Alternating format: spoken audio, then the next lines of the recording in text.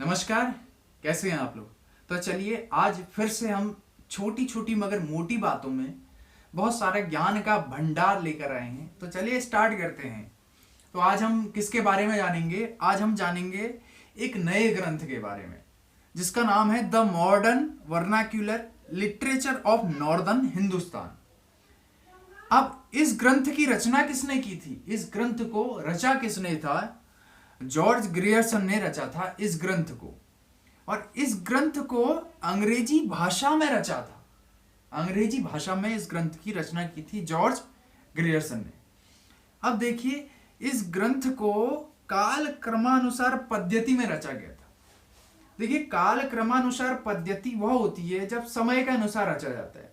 मान लीजिए किसी कवि का जन्म 1900 ईस्वी में हुआ था और दूसरे कवि का भी जन्म 1900 ईस्वी में हुआ था, तो उन दोनों को एक ही काल क्रम के अनुसार रखा गया था और उनकी रचना के अनुसार भी। मान लीजिए उन्होंने रचना की थी 1920 से और किसी ने 1918 से, तो रचना के आधार पर भी और काल क्रम के अनुसार रखा गया था इस ग्रंथ में, काल क्रम के अनुसार।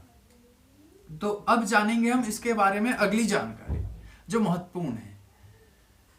इस ग्रंथ को एशियाटिक सोसाइटी ऑफ बंगाल के विशेषांक के रूप में 1888 में प्रकाशित किया था। कब? 1888 में एशियाटिक सोसाइटी ऑफ बंगाल के विशेषांक के रूप में, विशेषांक मतलब विशेष अंक के रूप में, एक विशेष अंक के रूप में प्रकाशित किया था 1888 में। ठीक उसके एक वर्ष बाद 1889 में इसका प्रकाशन एक स्वतंत्र पुस्तक के रूप में हुआ था।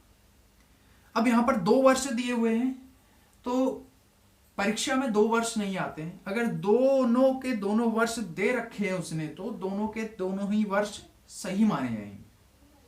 और मैंने इसीलिए दोनों वर्ष दिए हैं क्योंकि ज्यादातर 1888 ही आता है और कहीं पर 1889 आ गया तो आप क्या करेंगे? तो दोनों याद कर लीजिए। अब अगली जानकारी इसमें क्या है कि हिंदी साहित्य इतिहास में काल विभाजन करने का प्रथम प्रयास किया गया था इस ग्रंथ में। प्रश्न यह आता है कि हिंदी साहित्य इतिहास में काल विभाजन करने का सर्वप्रथम प्रयास किसने किया था?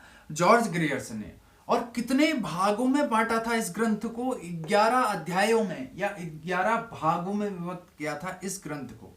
11 अध्यायों में या 11 सर्गों में कह सकते हैं। 11 अध्याय थे इस ग्रंथ में।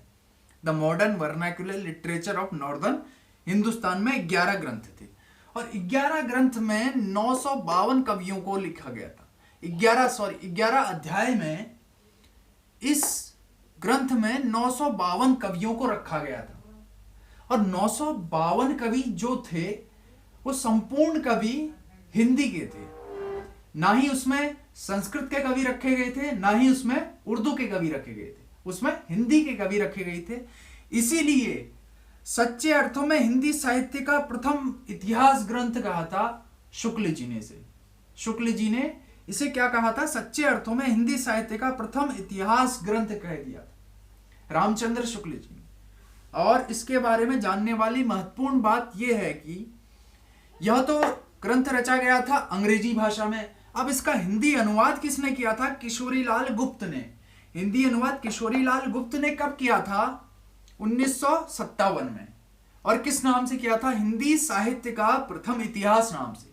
हिंदी साहित्य का प्रथम इतिहास नाम से इस ग्रंथ का प्रकाशन 1957 में किशोरीलाल गुप्त ने किया था। अब आप सोच रहे होंगे कि इससे पहले जो वर्णानुक्रम पद्धति में एक और ग्रंथ था, शिव सिंह सेंगर ने शिव सिंह सरोज नामक एक ग्रंथ लिखा था। बहुत महत्वपूर्ण नहीं है, बस उसके बारे में कभी कभी डेट आ जाती है उसके प्रकाशन वर्ष की। तो 1883 उसकी डेट है प्रकाशन वर्ष की। शिव सिंह सरोज की शिव सिंह सेंगर ने लिखी थी जो, और उसे हिंदी साहित्य का प्रस्थान बिंदु कहा जाता है। प्रश्न 2 आते हैं उसमें से, सिर्फ एक डेट पूछ ली जाती है 1883 और उसमें एक प्रश्न महत्वपूर्ण आता है कि हिंदी साहित्य का प्रस्थान बिंदु किसे कहा जाता है? शिव सिंह सेंगर को। धन्यवाद।